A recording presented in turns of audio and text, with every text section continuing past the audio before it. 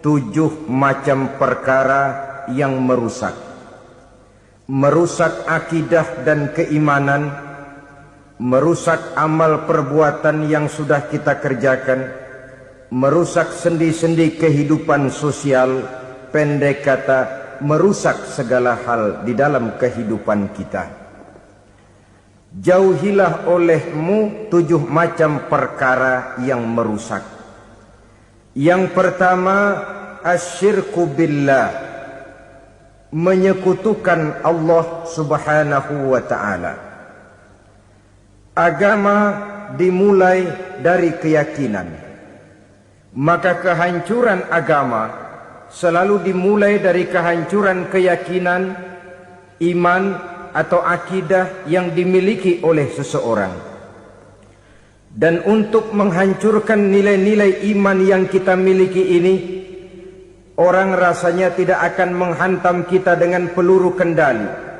Orang tidak akan mengirimkan nuklir ke sini. Orang tidak juga akan mengirimkan satuan militernya ke sini. Untuk menghancurkan nilai-nilai iman, dibanjiri kita dengan paham-paham yang merusak dan mendangkalkan akidah. Baik ia bernama materialisme, baik ia bernama sekularisme, baik ia bernama banjirnya maksiat dan munkarat, baik ia bernama banjirnya peradaban dan kebudayaan yang menghancurkan moral daripada anak-anak kita, sedikit demi sedikit melenturkan dan melunturkan nilai-nilai keimanan kita, untuk kemudian pada waktunya nilai iman itu akan bertukar dan berganti menjadi nilai syirik kepada Allah subhanahu wa ta'ala. Atau pada sisi lain, menjadikan yang selain Allah sebagai tujuan akhir daripada kehidupan kita. Sedangkan kita sama-sama maklum bahwa di dalam pandangan agama Islam, dosa yang tidak berampun, dosa yang terbesar, termasuk dalam kategori bapak moyangnya dosa, tidak lain adalah syirik, yakni menyekutukan Allah subhanahu wa ta'ala. Pola penghancuran iman ini memang berstrategi. Ditawarkan kita kepada paham materialisme, paham kebendaan, di mana otak menempati urutan sebagai ranking pertama, Tuhan jatuh pada urutan kedua. Lalu menyusul kepada paham sekularisme, Allah dipisahkan dari seluruh kegiatan hidup ini, untuk pada gilirannya menjadikan yang selain Allah sebagai tujuan akhir daripada seluruh kegiatan hidup kita. Oleh karenanya, kewajiban menjaga nilai-nilai iman ini merupakan kewajiban yang mulia tetapi berat, tidak hanya untuk kita, tetapi juga bagaimana mewariskannya kepada anak-anak kita, generasi yang akan datang. Orang-orang tua bijaksana yang diceritakan di dalam Al-Quran, kalau sudah berpikir tentang anak-anaknya, pertanyaan yang paling mereka risaukan ialah, ma ta'buduna min ba'di. Anakku, kalau pada satu saat aku, ayahmu sudah tidak ada lagi di dunia ini, meninggalkan kamu semua, ma ta'buduna min ba'di, apa yang akan kamu sembah nak? Jikalau sekarang ayahmu masih mau ke masjid, masih mau melakukan rukuk dan sujud, masih beribadah menyembah Allah subhanahu wa ta'ala, kalau orang tuamu sudah tidak ada, ma ta'buduna min ba'di, masihkah engkau mau datang ke masjid? Masihkah engkau mau rukuk dan sujud? Masihkah engkau mau menyembah Allah subhanahu wa ta'ala? Pertanyaan ini yang dipikirkan oleh Nabi Yakub kepada putra-putranya. Pertanyaan ini yang diteruskan oleh Nabi Ibrahim kepada anak-anaknya. Pertanyaan ini yang diwariskan oleh generasi ulama salafus saleh kepada para generasi berikutnya. Bagaimana kita generasi sekarang? Kita orang-orang tua sekarang bukan berfikir ma ta'buduna min ba'di, malah yang kita fikirkan ma ta'kuluna min ba'di. Kalau bapak tidak ada nanti kamu makan apa nak? Perkara kamu nyembah apa? Urusan nomor 18. Yang penting kamu nanti hidup bisa makan, nak. Maka kita sibuk mewariskan harta kepada anak-anak kita. Kita sibuk mewariskan kebun dan tanah kepada anak-anak kita. Kita sibuk mewariskan pabrik kepada anak-anak kita, sementara kita lupa mewariskan intan yang paling mahal, mewariskan mutiara yang paling berharga, yaitu nilai iman kepada Allah Subhanahu wa ta'ala. Alangkah baiknya apabila warisan harta, warisan tanah dan kebun, warisan rumah dan pabrik didasari lebih dahulu dengan mewariskan nilai iman kepada Allah Subhanahu wa ta'ala. Sebagai orang-orang tua, kita boleh bersedih kalau anak kita tidak mengerti komputer. Kita boleh bersedih kalau anak kita tidak mengerti matematika. Kita boleh bersedih kalau anak kita tidak mengerti bahasa Inggris. Tapi sewajarnya lebih bersedihlah kita orang tua jikalau mempunyai anak yang tidak kenal Allah sebagai Tuhannya, yang kemudian tidak mau rukuk dan sujud kepada Allah Tuhannya. Itulah kemalangan yang paling malang bila kita meninggalkan generasi yang tidak bertauhid kepada Allah Subhanahu wa ta'ala. Betapapun anak kita tidak ngerti komputer, saudara, paling-paling kerugiannya cuma kerugian dunia. Masuk dia ke alam barzakh, munkar nakir tidak akan sempat tanya kau belajar komputer apa tidak. Kumpul dia di padang mahsyar, malaikat juga tidak akan tanya matematikamu nilainya berapa. Yang ditanya kau kenal Allah, kau rukuk dan sujud kepadanya, kau pernah datang ke masjid.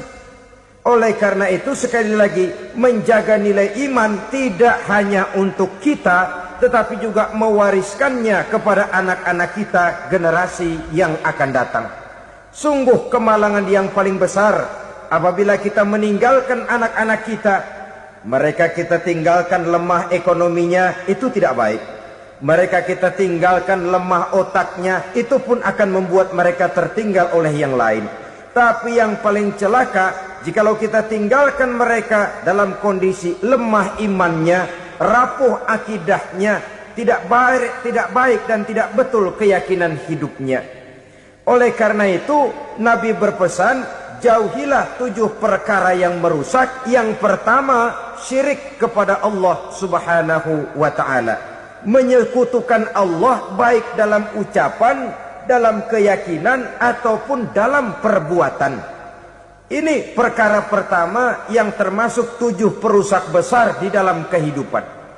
Kalau sudah jatuh kita ke lembah syirik, bagaimanapun banyak kebaikan yang kita kerjakan, berjiwa sosial, bertangan pemurah, gemar menolong orang lain, kalau memang dasarnya syirik, maka seluruh kebaikan kita akan hancur, tidak akan ada nilainya dalam pandangan Allah Subhanahu wa ta'ala. Dalam pandangan manusia, mungkin kita dicatat sebagai orang sosial, gemar menolong orang lain, tidak berpangku tangan melihat orang yang mendapat kesulitan, tapi oleh karena dasarnya syirik, dasarnya tidak mentauhidkan Allah, maka seluruh nilai kebaikan yang kita kerjakan tidak akan ada nilainya dalam pandangan Allah Subhanahu wa ta'ala. Maka jagalah iman kita jangan sampai dihinggapi penyakit syirik yang bagaimana kecilnya sekalipun.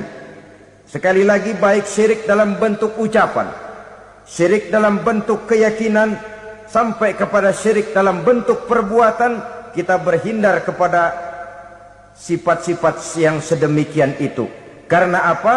Dalam satu ayat Quran Allah Subhanahu wa ta'ala menjelaskan, innallaha la yaghfiru ayyushraka bih wa yaghfiru ma duna dzalika liman yasha. Allah tidak akan memberi ampun kepada orang-orang yang menyekutukannya, tapi Allah masih mau memberikan ampun kepada dosa-dosa yang selain itu bagi orang-orang yang dikehendakinya. Dosa selain syirik, apabila kita bertaubat, Allah masih mau mengampuni. Tapi kalau sudah jatuh ke tempat syirik, itu sudah dosa yang tidak berampun. Taubatnya tidak lain melepas syirik, kembali kepada tauhid, berkeyakinan bahwa hanya ada Allah Subhanahu wa ta'ala, Tuhan satu-satunya, yang lam yalid walam yulad walam yakul lahu kufuwan ahad. Tidak beranak, tidak pula diperanakkan, dan tidak satu pun yang dapat menyerupai Tuhan Allah Subhanahu wa ta'ala. Saudara-saudara kaum muslimin rahimakumullah, bahwa kita di zaman sekarang memang tidak menyembah berhala, ya. Bahwa kita tidak berterang-terangan mengatakan Tuhan lebih dari satu, memang. Bahwa kita tidak berkeyakinan Tuhan itu punya anak atau diperanakkan, tentu. Tapi dalam perbuatan dan i'tiqad, kita kadang-kadang jatuh tanpa kita sadari ke tempat yang bernama syirik ini.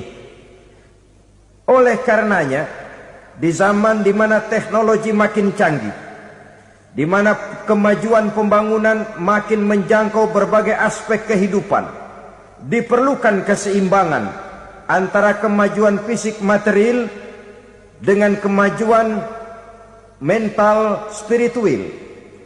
Apabila tidak ada keseimbangan, yang terwujud tentulah kepincangan, yang diawali dengan pincangnya cara kita berpikir, sehingga pada akhirnya akan mengarah kepada pincangnya cara kita berbuat dan bertindak di dalam kehidupan kita. Oleh karena itu, Nabi berpesan, jauhilah sifat syirik, karena syirik merupakan dosa yang teramat besar. Ini sifat merusak yang pertama. Yang kedua, kata Nabi, wasihra, jauhilah sihir. Sihir ini juga termasuk perkara yang merusak kehidupan. Kita semua sama-sama maklum bahwa sihir sebenarnya bukan persoalan baru. Sejak sebelum datang Islam, sihir itu sudah ada.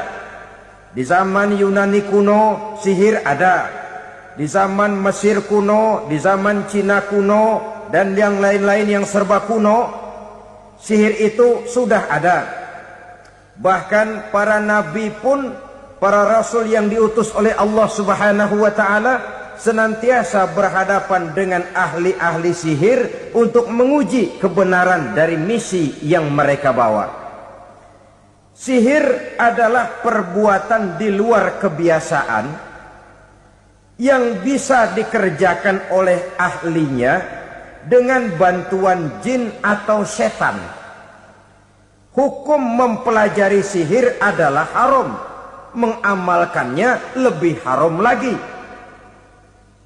Sebab itu saudara-saudara, sihir merupakan perbuatan merusak yang harus kita jauhi. Ciri-ciri daripada perbuatan sihir, pertama, ia mengandung tipuan, bayangan khayal. Di zaman Nabi Musa misalnya, orang melihat tambang-tambang itu seperti ular. Nabi Musa melayangkan tongkatnya menjadi ular-ular besar yang memakan ular-ular kecil ciptaan tukang-tukang sihir Fir'aun tadi. Lalu sihir bisa terjadi dengan bantuan jin kafir atau setan. Kemudian ciri yang ketiga, sifatnya halus dan tersembunyi. Taruh kata ada seorang ahli sihir yang mempergunakan ayat-ayat Quran sebagai jompa-jampe, sebagai baca-bacaan, itu cuma sekedar kedok. Tujuannya tidak lain menjadikan agama sebagai ketok untuk membenarkan cara yang dimurkai oleh Allah Subhanahu wa ta'ala. Satu hadis yang diriwayatkan oleh Imam Bazar dan Tabrani, Nabi berpesan, "Laisa minna man tatayyara lahu au takahhana au tukuhhina lahu au sahira lahu." Tidak termasuk ke dalam golonganku, kata Nabi. Tidak termasuk umatku. Siapa mereka? Man tatayyara lahu, orang yang bertatoyur. Apa tatoyur itu? Dari kalimat toyaro, artinya terbang. Toir biasa diartikan dengan burung. Tatoyaro percaya kepada suara-suara burung.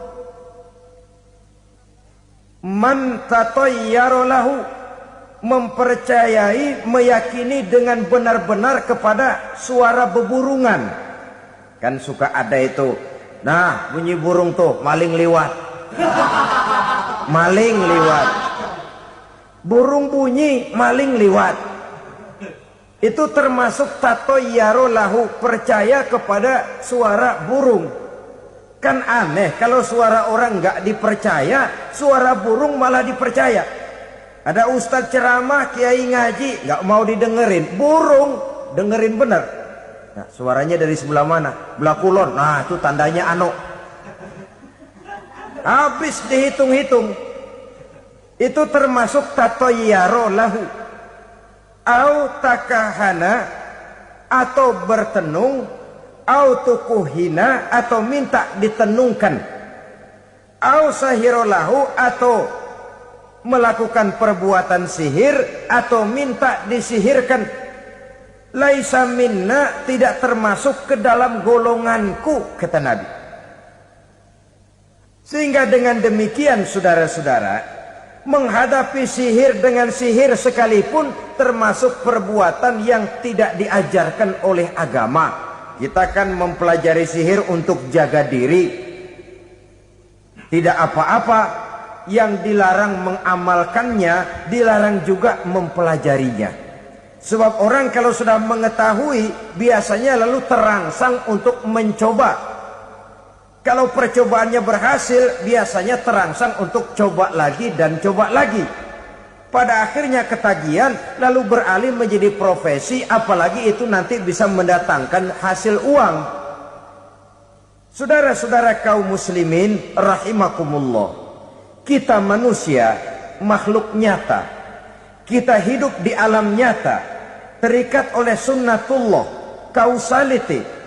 Oleh karenanya, bagi kita keyakinan yang penuh, keikhlasan di dalam bertuhankan Allah, penyerahan diri sepenuhnya hanya kepadanya, itu sudah merupakan obat penangkal yang sangat ampuh agar kita tidak terkena penyakit-penyakit yang dibuat oleh setan dan para pembantunya. Sehingga beberapa ayat Quran mengajarkan, misalnya a'udzu bikalimatillahi tammati min syarri ma khalaq, atau bismillazi la yadurru ma'asmihi syai'un fil ardi wala fis sama, dengan menyebut nama Allah yang tidak bisa mendatangkan bahaya sedikit pun, dari baik yang datang dari langit maupun yang datang dari bumi.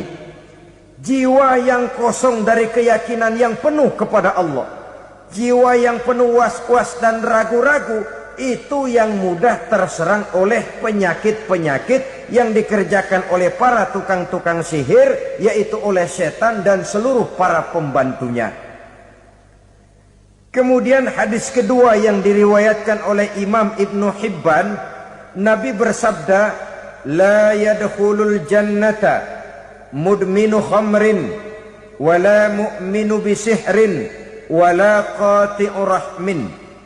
Tidak masuk sorga. Ini Nabi yang bilang, tidak masuk sorga. Siapa itu? Pertama, mudminu khamrin, orang yang berkekalan dalam mabuk. Selalu mudminun itu sudah menjadi perbuatan rutinnya, tidak kapok-kapoknya, teler seumur hidup. Mudminu khamrin, tidak masuk surga orang yang selalu bermabuk-mabukan. Yang kedua, wala mu'minu bisihrin, orang mukmin tapi main sihir. Ini juga oleh Nabi diperingatkan, tidak akan masuk surga orang mukmin tapi suka main sihir. Wala qati'u rahmin, dan tidak juga orang yang memutuskan silaturahmi. Tiga macam manusia yang diperingatkan Nabi tidak akan masuk surga: orang yang selalu mabuk, orang mukmin yang main sihir, dan orang yang memutuskan silaturahmi. Saudara-saudara kaum muslimin rahimakumullah. Lalu orang berkata, kenapa dilarang kita bersihir? Padahal Rasul sendiri kan punya mukjizat. Nah, kita memang harus membedakan antara mukjizat dengan sihir. Dalam kehidupan agama kita kenal ada yang namanya mukjizat, Ada yang namanya karomah atau keramat biasa diucapkan. Ada yang namanya ma'unah. Ada yang namanya irhas. Ada juga yang namanya sihir. Kesemuanya ini berbeda, saudara-saudara. Yang dinamakan mukjizat itu khusus untuk para rasul saja. Satu kejadian luar biasa yang terjadi dilakukan oleh Rasul atas izin dari Allah Subhanahu wa ta'ala. Perbedaannya dengan sihir jelas. Sihir dari setan, mukjizat dari Allah. Sihir bisa dipelajari, mukjizat tidak. Sihir umumnya untuk maksud-maksud yang tidak baik, sedangkan mukjizat untuk memperkuat kebenaran yang disampaikan oleh para rasul dan ditentang oleh umatnya. Bahkan kafir Quraisy dahulu menganggap orang-orang ahli sihir itu berada dalam satu posisi yang hina, sehingga mereka mengatakan dan menuduh Nabi Muhammad sebagai tukang sihir. Tuduhan sebagai tukang sihir adalah tuduhan yang sangat aib dan hina. Di tengah masyarakat kufar jahiliyah, kedudukan tukang sihir dipandang sebagai kedudukan yang hina, sehingga mereka mengejek Nabi dengan sebutan tukang sihir. Jadi mukjizat hanya untuk Rasul saja. Kemudian karomah. Karomah ini asal kata dari karoma, kehormatan, kemuliaan yang diberikan Allah kepada hamba-hambanya yang rajin mendekatkan diri kepadanya. Oleh karena ketekunannya melaksanakan ibadah, Allah memberikan keistimewaan kepada orang itu, yang dengan keistimewaannya dia bisa mengerjakan yang tidak bisa dikerjakan oleh orang lain. Karomah hanya bisa dicapai dengan prestasi ibadah. Kalau sihir, mau ibadah apa enggak, asal dia belajar, bersatu dan berteman dengan setan, memenuhi persyaratan-persyaratan setan, biasanya lalu bisa. Sedangkan karomah tidak mungkin terwujud tanpa orang mendekatkan diri sedekat-dekatnya kepada Allah Subhanahu wa ta'ala. Maka kita lihat biasanya orang-orang yang punya ilmu sihir, mukanya rata-rata nggak enak dilihat. Kumuh, jauh dari air wudhu, jauh dari sujud kepada Allah, malah berteman dengan setan, menjadi pelayan-pelayannya setan. Saudara-saudara, adapun ma'unah, keistimewaan yang diberikan Allah kepada hamba-hambanya yang belum sampai kepada tingkat wali, tapi orang itu lebih banyak kebaikannya daripada kesalahannya. Umpamanya, saudara jalan bertiga di pinggir jalan, saudara ada pada posisi di tengah, lalu bertiga ini ketabrak mobil.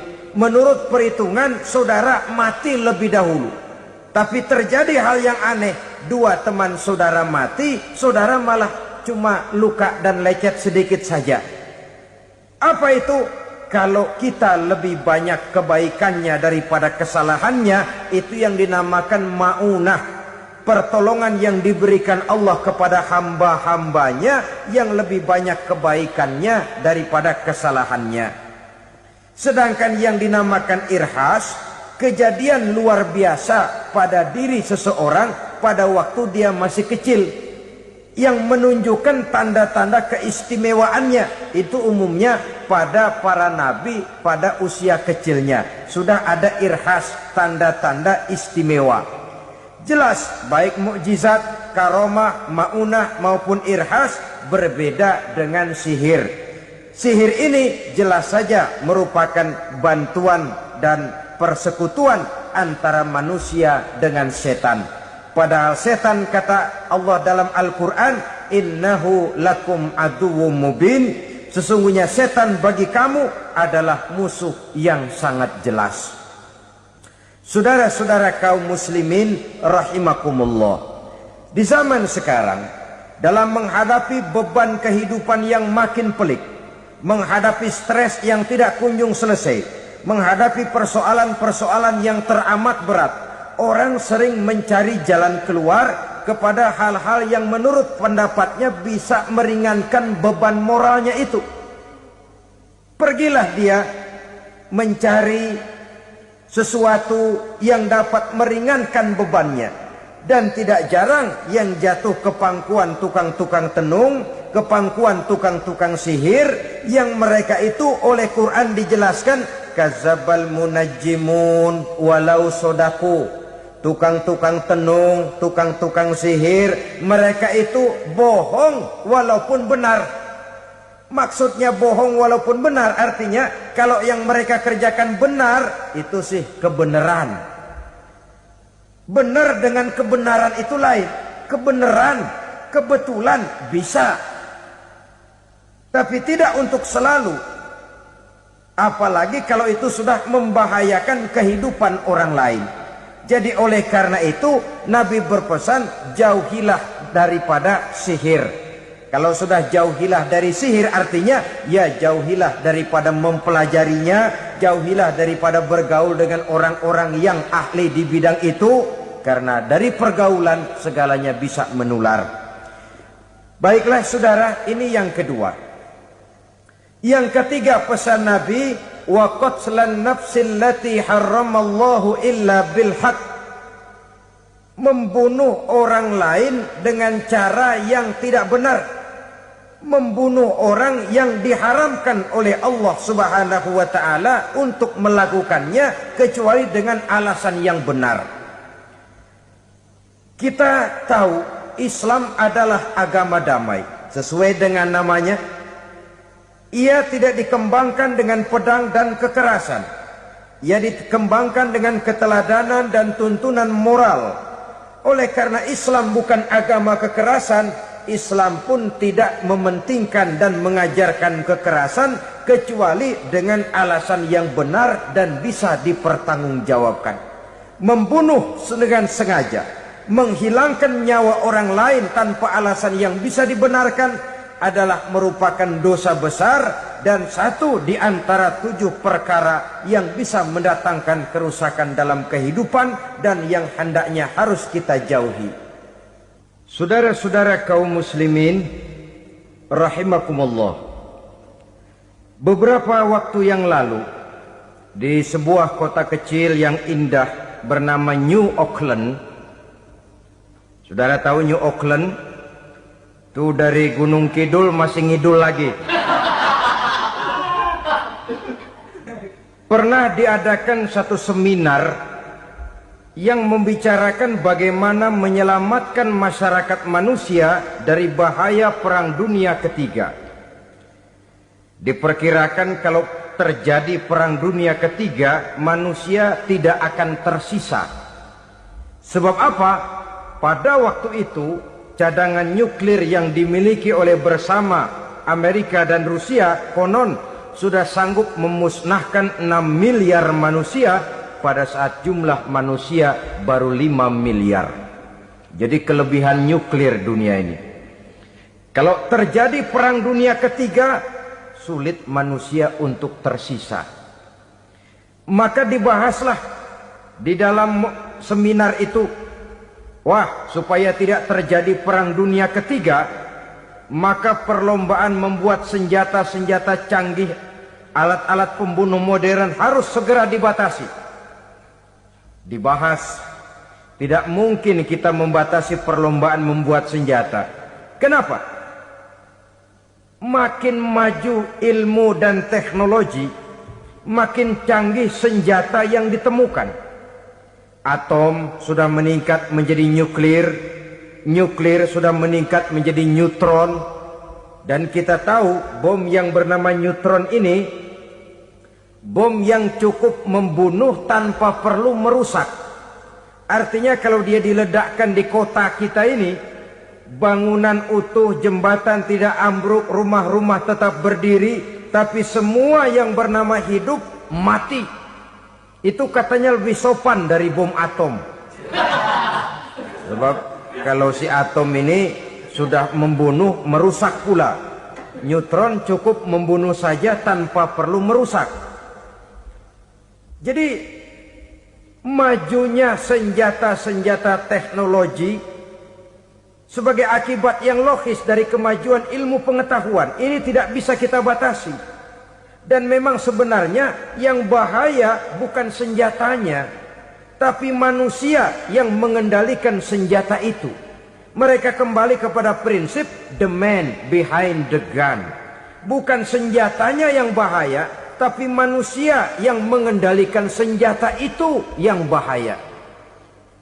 Walaupun senjatanya modern, katakanlah model M16 umpamanya, kalau yang mengendalikannya orang beriman, insya Allah aman. Tapi biar megang cuma senapan angin, kalau yang megang orang brutal, ngeri kita deket-deket. Apalagi kalau memang bukan ahlinya menggunakan senjata, bisa ngeker kaki kena jidat.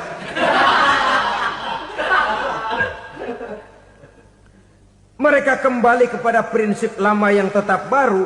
Bukan senjatanya yang harus dibatasi, manusia yang mengendalikan senjata itu yang perlu dibicarakan. Nah, kalau begitu, agar manusia tidak mempergunakan senjata sewenang-wenang, apa yang harus kita lakukan? Ya, manusianya harus bermoral. Ya, tapi moral yang mana? Di dunia ini banyak ajaran tentang moral. Itu pun mudah saja. Di sini kan kita undang saja ahli dari berbagai agama untuk membicarakan konsep perdamaian menurut agamanya masing-masing. Baik, setuju itu? Setuju. Maka tampillah para ahli agama, mereka kembali kepada prinsip moral daripada konsep yang terkandung di dalam ajaran agama untuk menegakkan perdamaian.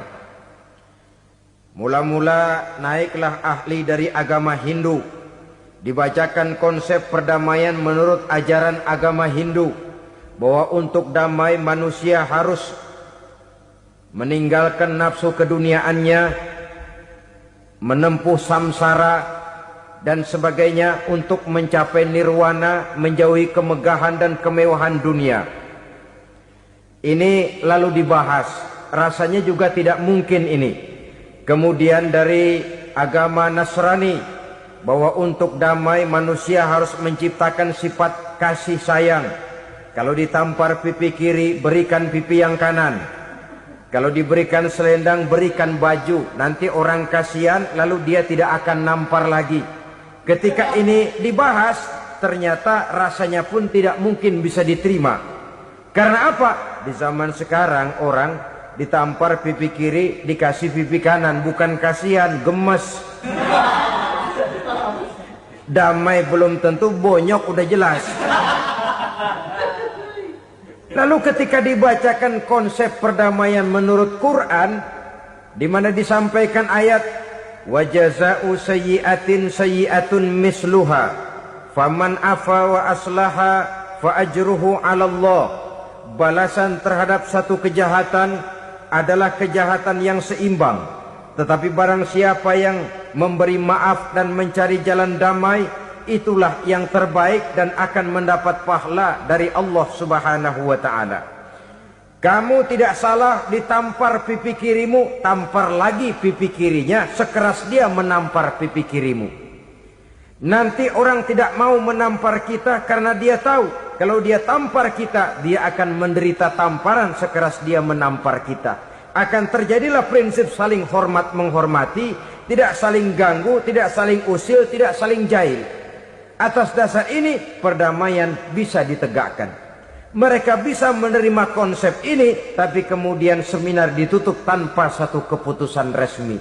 Kenapa? Terus terang mereka kagum dengan konsep Islam, tapi sentimen lama terhadap nilai-nilai Islam telah menutup mata mereka untuk menerima kebenaran dari ajaran Al-Quranul Karim. Saudara-saudara kaum muslimin rahimakumullah, kembali kita kepada persoalan pokok. Roh adalah dari Allah. Dia akan kembali kepada Allah, milik mutlak dari Allah. Tidak pantas kita merampasnya dari orang lain. Tidak wajar kita menghilangkannya tanpa alasan yang dibenarkan oleh agama. Di zaman sekarang akibat persaingan hidup yang makin tajam, lapangan kerja yang makin sulit, tensi ekonomi yang makin tinggi, atau karena nilai moral yang makin rendah, atau juga karena rapuhnya pegangan orang kepada agama, nyawa rasanya sudah sedemikian murahnya. Berbagai kasus membuat berdiri bulu roma kita. Ada mayit, ada manusia dipotong 6, dicincang macam kambing. Ada yang dipotong 5, ada yang dipotong 13, dikardusin, dibuang ke tempat sampah. Inna lillahi wa inna ilaihi raji'un. Gejala apa ini? Kanibalisme. Manusia sudah demikian sadisnya, manusia sudah sedemikian buasnya, sehingga sesama manusia diperlakukan seperti hewan. Padahal hewan sendiri belum pernah macan makan macan, bagaimanapun buasnya macan. Belum pernah serigala memakan serigala, bagaimanapun brutalnya serigala. Tetapi manusia makan manusia di zaman sekarang kadang jadi kenyataan dalam kehidupan kita. Kadang persoalannya remeh saja. Soal uang 200 perak, pisau bicara, nyawa melayang. Soal rokok sebatang, celurit bicara, nyawa melayang. Soal-soal yang sama sekali tidak prinsip, begitu mudah kita menghilangkan nyawa orang lain. Padahal Nabi pernah memperingatkan, apabila dua orang muslim sudah berkelahi dan berbunuh-bunuhan, al-qatil wal maktul finnar, yang membunuh dan yang terbunuh dua-duanya neraka. Sahabat heran, ya Rasul, kalau yang terbunuh, kalau yang membunuh masuk neraka itu sih wajar, tapi yang terbunuh kenapa neraka juga? Beliau menjawab, dua-duanya sudah punya niat untuk saling membunuh. Niatnya itu yang diponten. Yang terbunuh cuman lagi apes aja, keduluan dia. Umpama tidak terbunuh, pasti dia yang akan membunuh. Oleh karenanya al-qatil wal maktul, yang membunuh dan yang dibunuh finnar, dua-duanya masuk ke dalam neraka.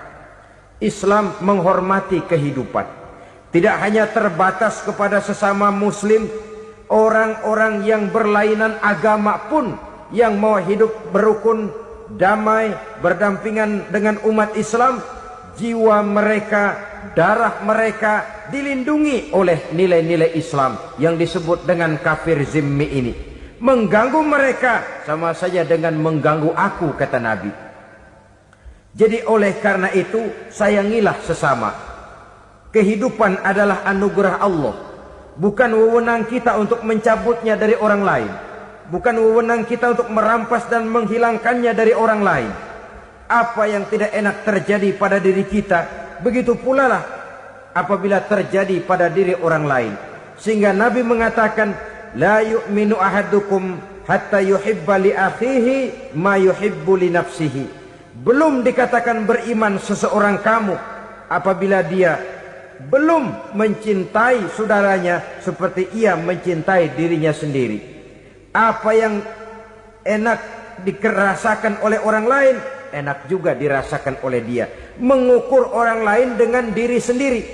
Kalau orang lain tanpa salah saya fitnah, kalau saya tanpa salah difitnah orang, enak apa enggak? Enggak, orang lain juga begitu.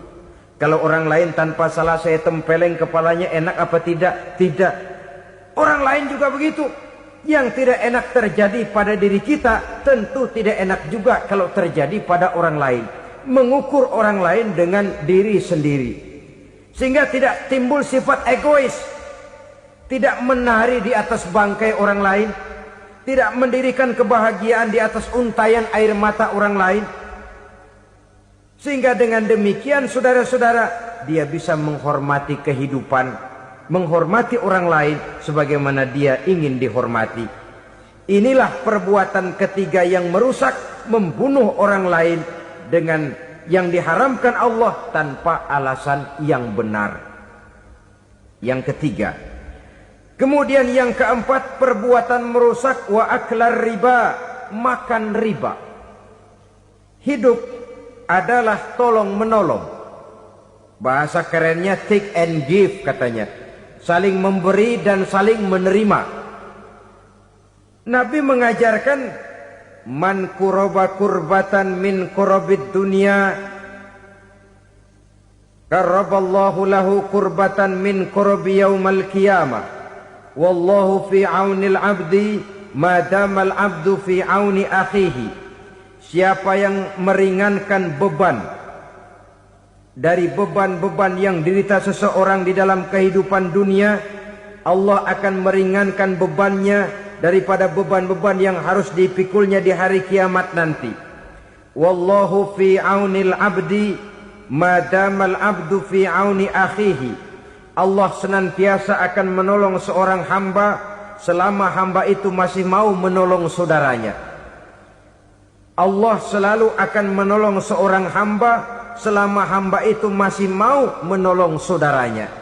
Apabila kita sudah berpangku tangan terhadap kesulitan orang lain, biasanya pun pada saat kita mendapat kesulitan, kita akan sulit juga memperoleh pertolongan. Nah, riba alias renten, kedoknya adalah menolong orang. Tapi sama juga bulu buntutnya dilepas, palanya dicekek. Menolong orang pada akhirnya menjadi beban bagi seseorang. Dan memang mencari orang-orang yang berada dalam posisi kesulitan.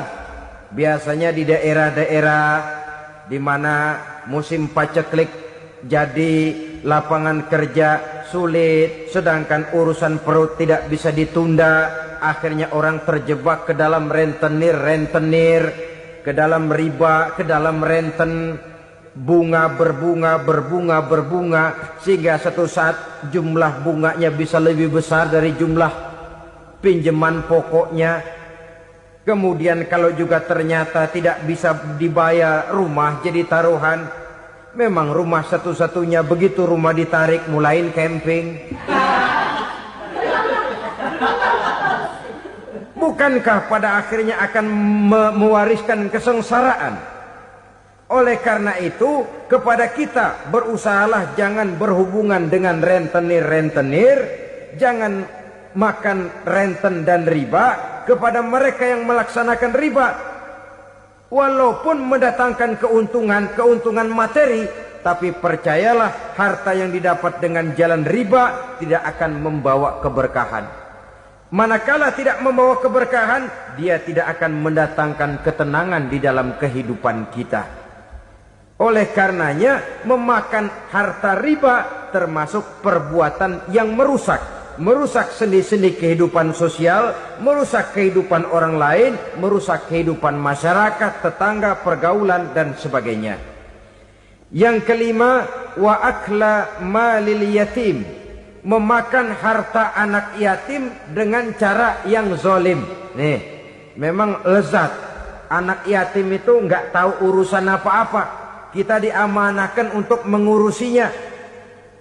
Kadang-kadang dibentuklah panitia penyantunan yatim piatu. Yatimnya mah tetap kelaparan, panitianya yang pada gendut.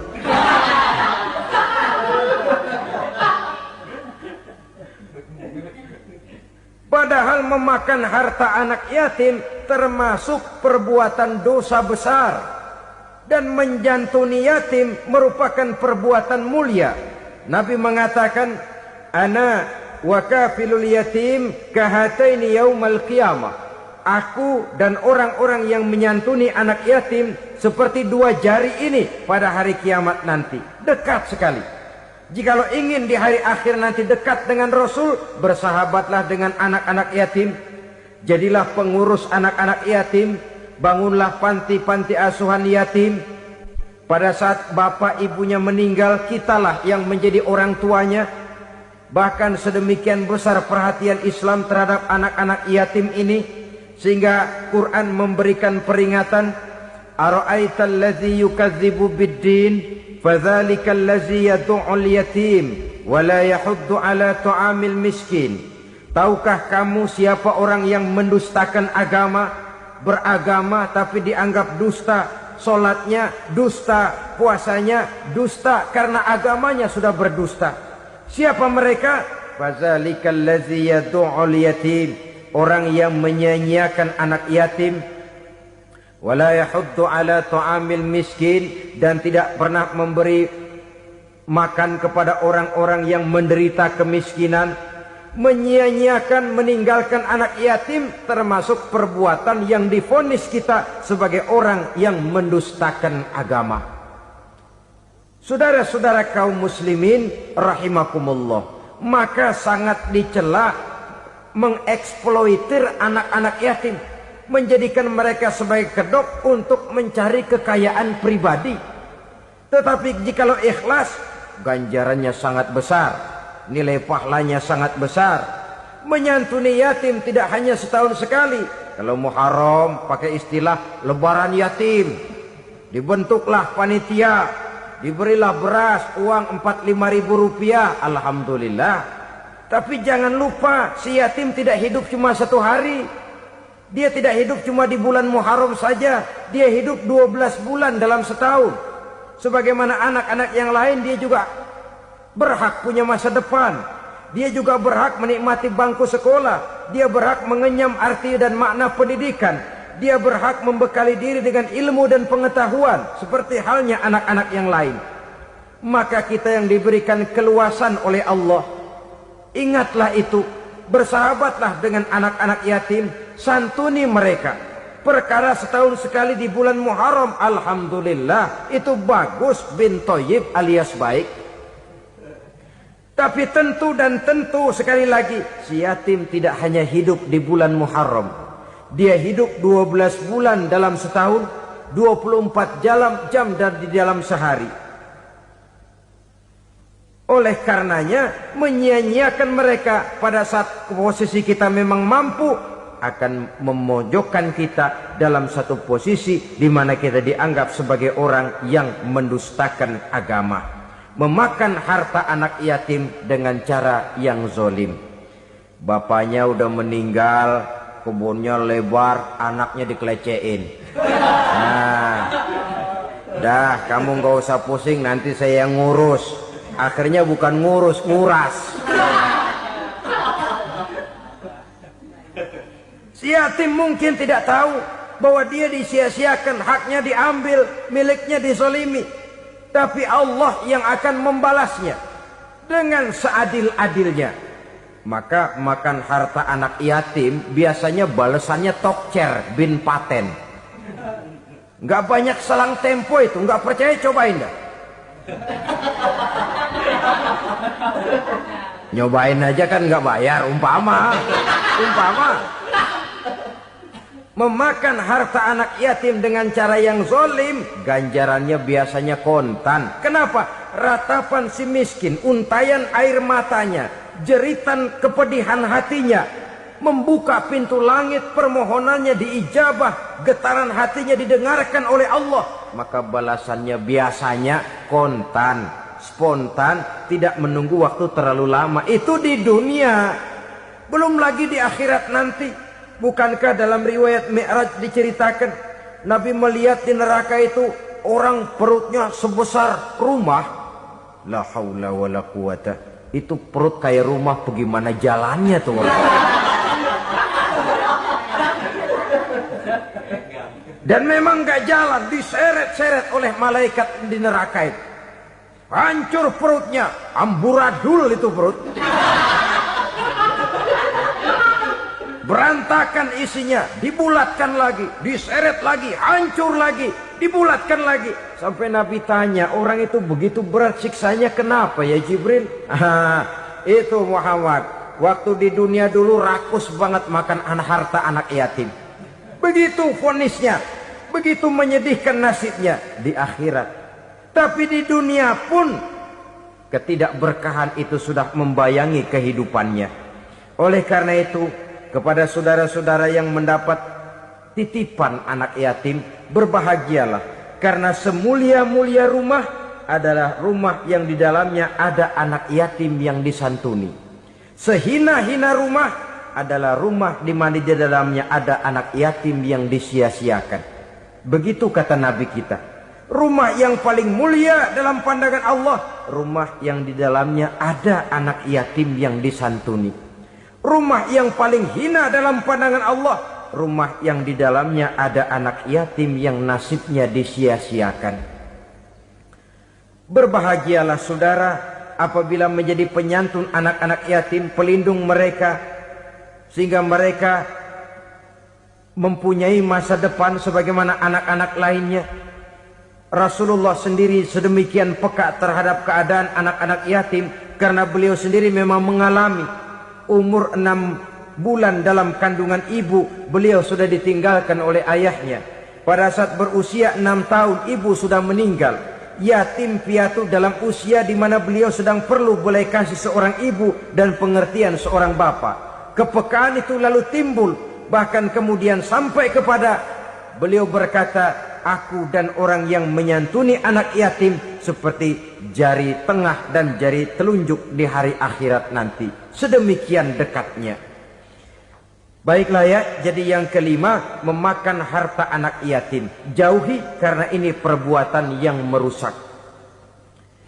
Yang keenam, watawalli yaumaz zahfi, melarikan diri pada hari pertempuran. Apa ini? Khianat. Tidak konsekuen dengan konsep perjuangan. Pada mulanya keras benar teriak, berantas korupsi, ganyang korupsi. Cuma karena belum dapat giliran. Begitu dia naik dapat kesempatan, korupsinya lebih edan dari yang diteriakinya. Ini termasuk tawalli yaumaz zahfi, berpaling pada hari peperangan. Di saat menghadapi musuh, kalau belum kelihatan musuh, teriaknya nyaring bener. Jangan takut demi kebenaran sampai titik darah yang paling penghabisan. Musuh belum kelihatan. Begitu musuh sudah kelihatan, paling dulu lari ke belakang.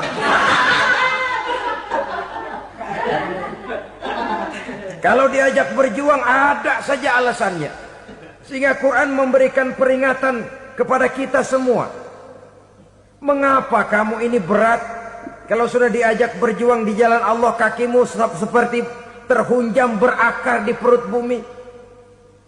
Berat untuk melangkah berjuang. Lari dari pertempuran tidak konsekuen dengan konsepsi perjuangan. Mau enaknya saja. Dalam kondisi yang sulit lalu berpangku tangan. Ini termasuk ciri munafik yang di dalam Al-Quran disindir dengan bahasa kullama adha'a lahum masyaufi wa iza azlama alaihim qamu. Waktu terang mereka jalan, giliran gelap mereka mandek. Artinya, maksudnya kalau giliran ada untungnya aja, rame-rame teriak Islam. Tapi begitu diminta berjuang, dituntut berkorban, rame-rame mundur. Waktu dilihat di Islam ada untungnya, rame-rame teriak Islam. Pak, saya Islam banget, Pak. KTP saya Islam, Pak. Pokoknya Islam banget dah. Tapi ketika diminta berjuang, dituntut sedikit berkorban, rame-rame mengundurkan diri. Tahun 65 PKI berontak.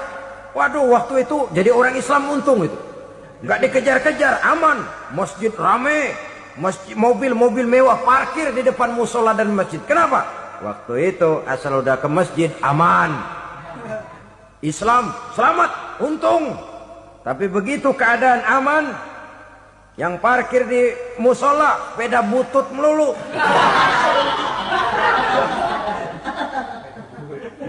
Waktu terang mereka jalan, waktu gelap mereka berhenti.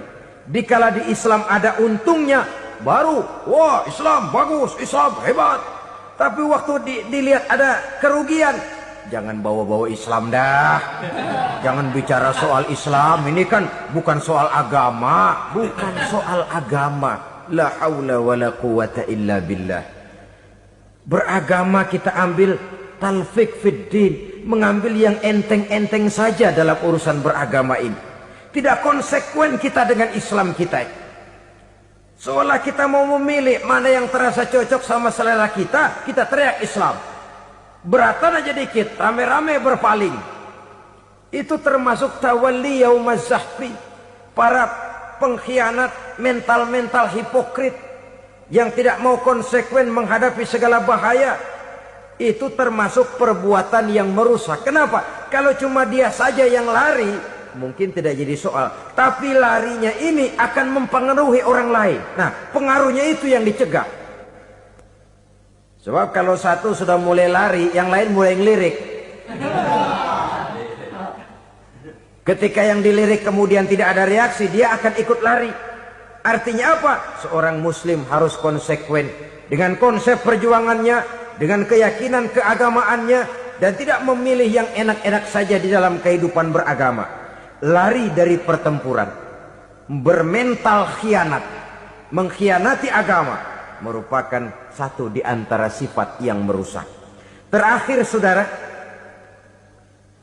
wa qazfal muhsanatil ghafilatil mu'minat, menuduh perempuan baik-baik yang tidak tahu menau tentang tuduhan yang dituduhkan kepadanya, menuduh perempuan mukmin yang baik-baik yang tidak tahu menau tentang tuduhan yang dilakukan kepadanya. Fitnah lebih bahaya daripada pembunuhan. Orang yang tidak salah bisa hancur namanya, orang yang berniat baik bisa ambruk perjuangannya oleh karena fitnah. Sehingga dikatakan al-fitnatu asyaddu minal qatli. Fitnah lebih bahaya daripada pembunuhan. Maka memfitnah ini termasuk satu dosa di antara 7 hal merusak yang harus kita jauhi semampu kita, semampu-mampunya.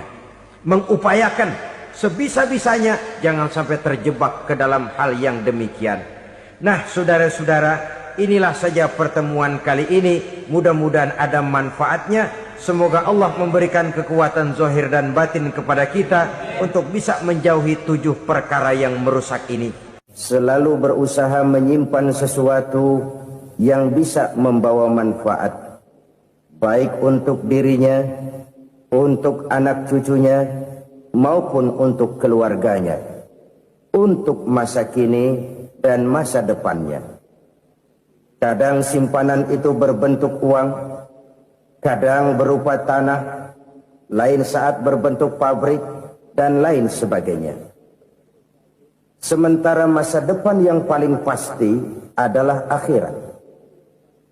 Jika untuk masa depan dunia kita rela memeras keringat, membanting tulang, pergi pagi dan pulang petang, menyimpan uang, menyimpan tanah, menyimpan pabrik, pernahkah kita merenung jika satu saat kiamat datang, kita dibangkitkan dari kubur masing-masing, berdiri di padang mahsyar untuk mempertanggungjawabkan seluruh kegiatan hidup kita di dunia ini, lalu kita akan menuju ke alam akhirat.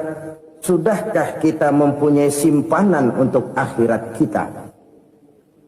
Pada pertemuan kali ini saya ingin menyampaikan sebuah hadis di mana Rasulullah sallallahu alaihi wasallam bersabda, arba'un min kanzil jannah. Simpanan sorga ada 4 macam. Yang pertama, ikhfa'us sadaqah, menyembunyikan sedekah. Saudara-saudara kaum muslimin, sebagaimana yang kita maklum bahwa Allah Subhanahu wa taala melebihkan sebagian rezeki dari kita terhadap yang lain. Ada yang kaya, ada yang setengah kaya, ada yang miskin, ada yang setengah miskin, dan selanjutnya. Ada yang gajinya kecil tapi penghasilannya gede. Ada yang penghasilannya gede tapi nggak punya gaji. Ada juga yang memang gajinya gede dan penghasilannya gede. Kelebihan rezeki merupakan sunnatullah dan tidak harus membuat kita merasa lebih dari yang lain. Bahkan sebaliknya, kelebihan itu harus membuat kita ringan tangan untuk menolong mereka yang memang memerlukan pertolongan. Kalau saudara diberikan ilmu, maka pertanyaan akhirat cuma satu: ilmumu kau amalkan untuk apa? Kalau saudara diberikan umur yang panjang, pengadilan akhirat juga bertanya satu: umurmu kau habiskan di mana? Tapi kalau saudara diberikan harta, Pengadilan akhirat akan bertanya dua. Hartamu kau dapat dari mana? Kau belanjakan kemana? Dari mananya ditanya dan kemananya juga ditanya. Oleh karena kita akan dimintakan pertanggungan jawab, maka amanah yang bernama harta ini harus kita gunakan dengan sebaik-baiknya. Ada penggunaan yang merupakan kewajiban, itu zakat namanya. Ada penggunaan yang sewaktu-waktu, itu infak namanya. Ada yang lebih sewaktu-waktu lagi, dan itu sedekah namanya. Zakat dia terikat oleh haul dan nisab, oleh putaran batas waktu dan ukuran dari harta itu sendiri. Sedangkan infak terikat oleh situasi dan kondisi perekonomian seseorang. Sedangkan sedekah tidak terikat dengan apapun. Dalam kondisi seperti apapun kita bisa melakukan sedekah dengan yang terkecil sekalipun. Sampai-sampai Rasulullah SAW mengajarkan, la tahkiranna minal ma'rufi syai'an